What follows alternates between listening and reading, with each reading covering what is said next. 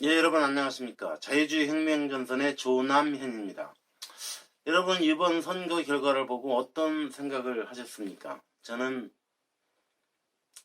대한민국은 여기까지인가? 대한민국의 국고는 다 했는가? 그런 탄식을 하지 않을 수가 없었습니다.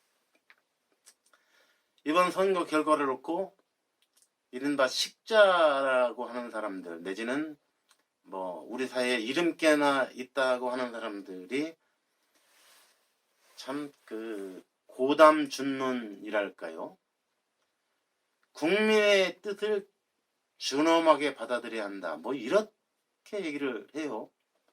저는 그 얘기를 들으면서 무슨 귀신 씹나락 까먹는 소리를 하고 있나.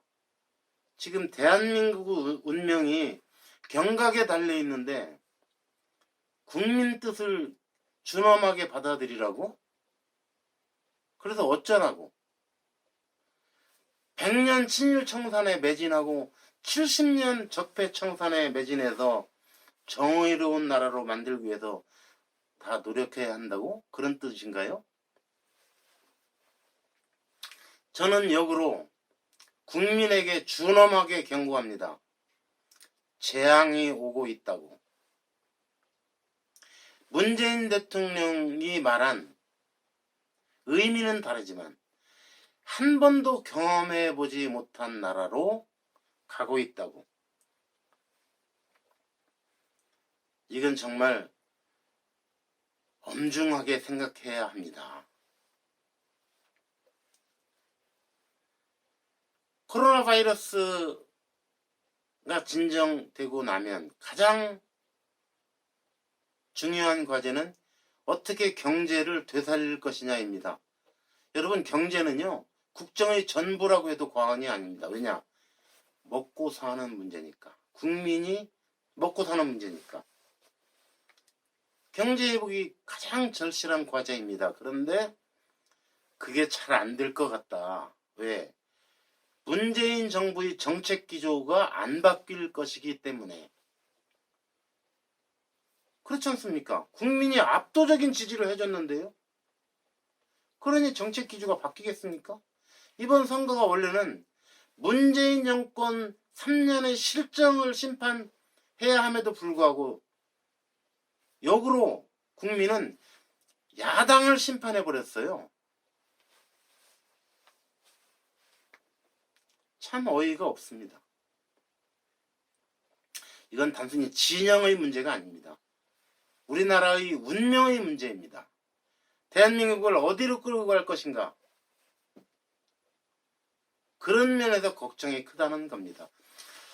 경제 회복이 쉽지 않을 거다 하는 건데 제 지인 한 분은 이런 얘기를 하더군요. 베네수엘라 행 열차를 탄 기분이다. 1, 2년 사이에 어떻게 된다는 뜻이 아닙니다.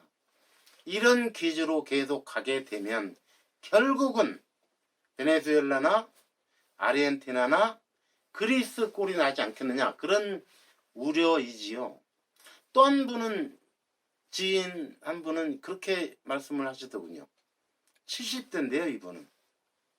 나는 괜찮아.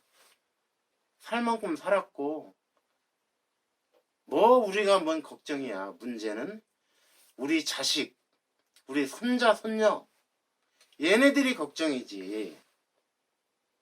그렇게 말씀을 하시더군요. 그렇습니다. 문제는 기성세대가 아닙니다. 미래세대가 문제입니다. 우리 자식, 우리 손자, 미래세대가 걱정인 겁니다. 여러분, 정권이 한번 집권하면 5년이지만 5년이요 50년을 뒤바꿔 놓을 수 있습니다.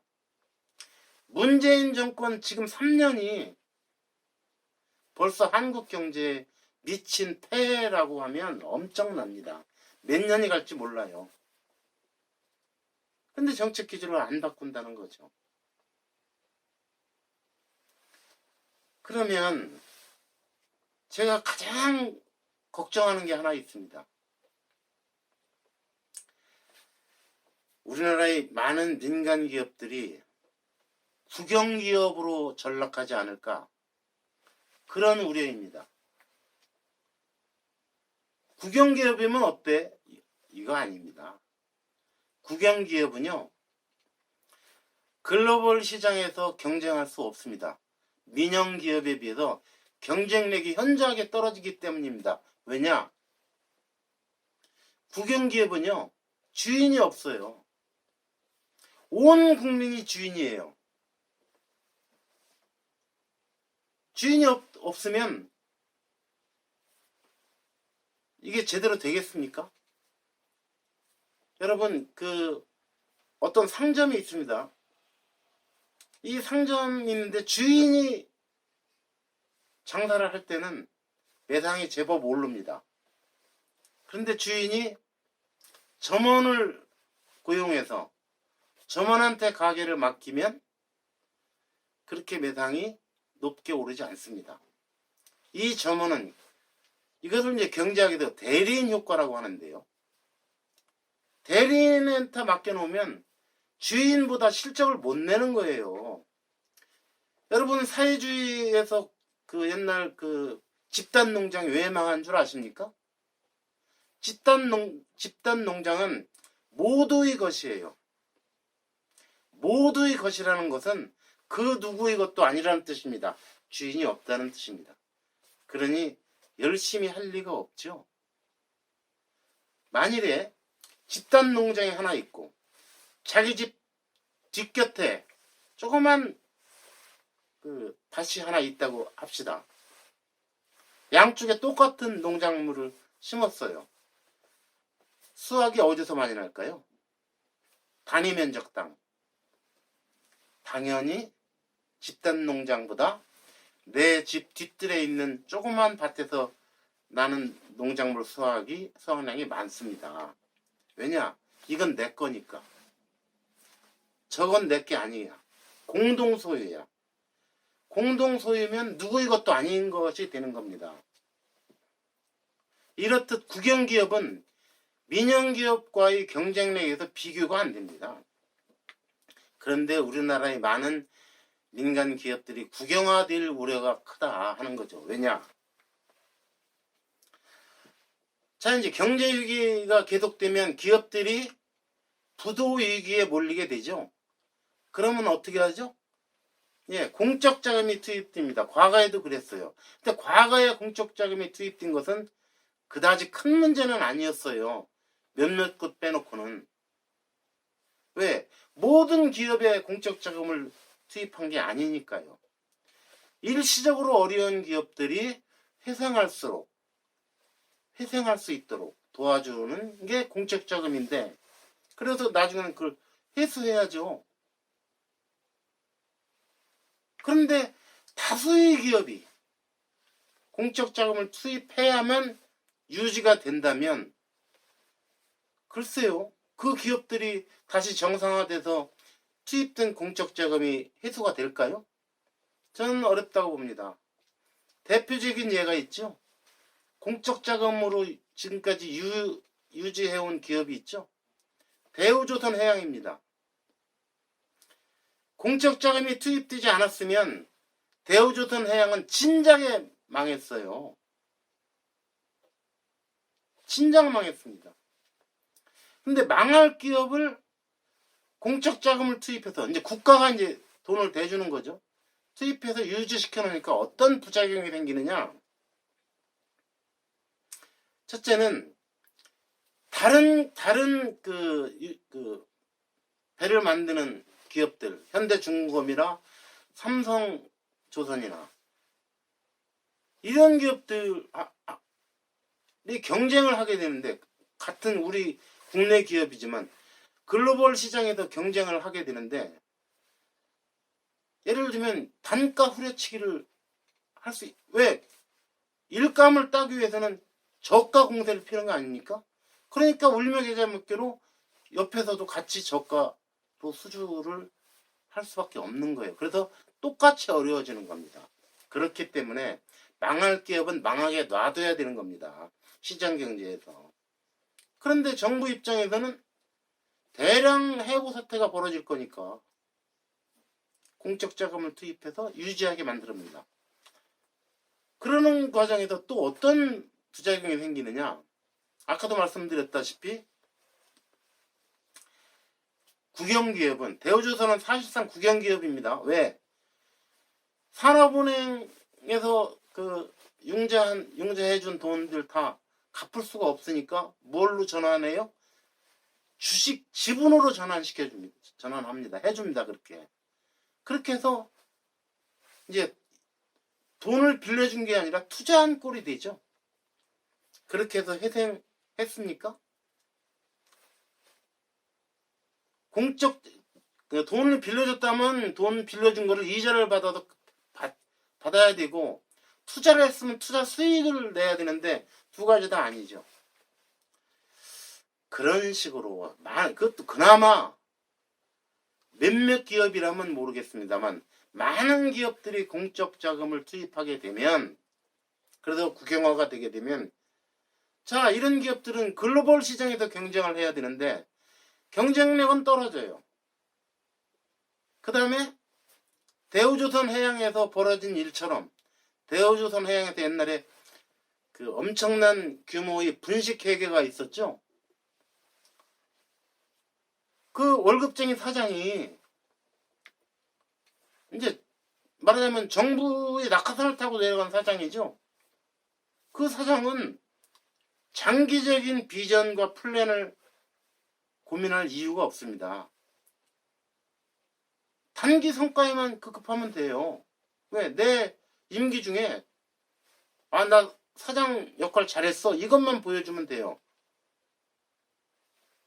그리고 굳이 노사 분쟁이 일어날 이유가 없어요. 왜? 내 기업, 내 거여야 노사 간에 어떤 팽팽한 줄다리기도 하고 뭐 하는데, 그럴 필요가 없잖아요. 내 것도 아닌데. 그러니까 노조하고 그냥 서로 누이 좋고 매부 좋고 그렇게 되는 거죠. 그래서 공적 자금, 그 다음에 은행 융자 이런 걸 해갖고 그걸로 잔치 벌여 온 겁니다. 원래라면 기업이 어려워지면 구조조정도 해야 되고 필요하면 월급도 깎을 수 있는 거고, 그런데 그 어려운 와중에서도 노조는 성과급을 요구해요. 그게 그동안의 대우조선 해양의 현실이었습니다. 자, 이제 다른 기업, 더 많은 기업들이 그런 식으로 국영화되면 그러면 어떻게 되죠? 우리 경제는 더 어려워집니다. 글로벌 시장에서 경쟁력을 상실하는데요. 경제가 어려워질 수밖에 없죠. 그러면 어떻게 됩니까? 결국은 국민 세금을 퍼부어서 그 일자리를 유지하는데 그게 언제까지 가능하겠습니까? 그것이 오래 가면 바로 베네수엘라가 되는 겁니다. 베네수엘라가 뭘로 망한지 아십니까? 기업을, 특히 석유 기업을 국영화시켰죠. 국영화시킨 결과 어떤 현상이 나타났느냐? 이게 그 서방 자본이 빠져나가고 국영화시키니까 이제 당연히 그럴 거 아닙니까? 그러니까 투자가 더 이상 안 일어나고 신기술 개발도 안 되고, 그러니까 이게 경쟁력이 떨어지고, 거기다가 만약에 베네수엘라 같은 경우는 석유의 의존도가 높은데 세계 그 경제에서 석유의 가격이 급락이라도 하게 되면 망해버리는 거죠. 나라 전체 경제가 흔들려 버리는 겁니다. 그럼에도 불구하고 지금 마두로 이전에 우고 차베스 대통령은 석유 갖고 잔치판을 벌였죠. 뭐 국민들에게 다 막 지 것도 아닌데, 나라 건데 또는 국민 건데 그냥 선심 물량공세를 폈죠. 심지어는 이웃 나라들에게까지.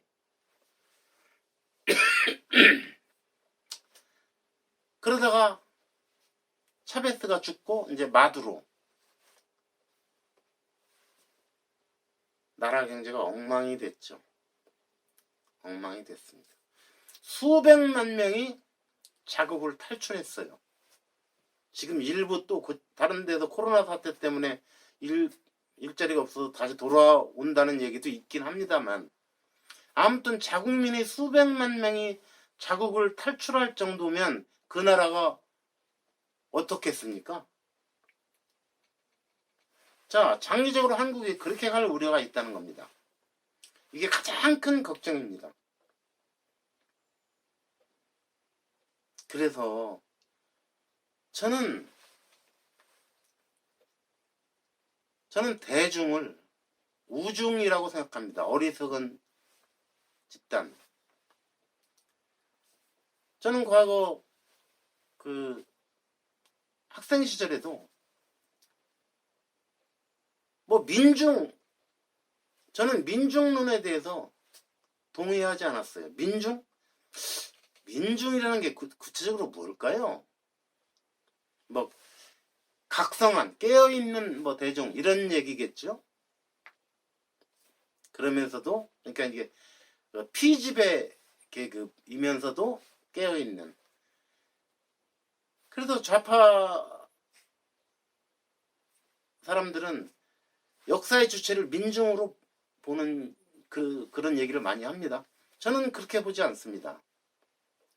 아무튼 대중은 우중이다. 저는 그렇게 믿습니다. 바로 이번 선거 결과가 그걸 말해줍니다. 이 우중들이, 이 우매한 선택이 우리의 후손들, 우리 미래 세대에게 어떤 재앙을 가져다 줄지 정말 큰 걱정입니다. 정말 다들 한번 좀 심각하게 고민 좀 해보십시오. 과연 나의 선택은 옳았는가? 이미 결과는 나왔습니다만 나의 선택은 옳았는가? 나의 이 선택이 KBS 개표 방송을 보니까 그렇게 써 있더군요. 내 삶을 바꾸는 투표. 그렇게 써 있더군요.